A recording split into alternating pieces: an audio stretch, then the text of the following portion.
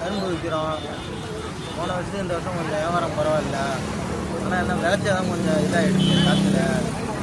கரும்பு கட்டு 300 போயிட்டு இருக்கு. 20 கழி 200 போகுது. இந்த 20 கழி 600 போகுது. 10 கழின்றதுனால 300 போகுது. அதே கம்மியாக கேட்டுருக்காங்க.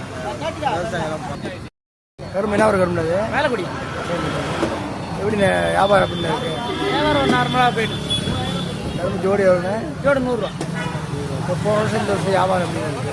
இன்னத்துக்கு இப்போ வியாபாரம் பரவாயில்ல. கொஞ்சம் டிமாண்டு தானே கரும்பு தோசம். கரும்பு கிடைக்கலையா? கரும்பு யாரும் வயல்லேயும் யாரும் போடல.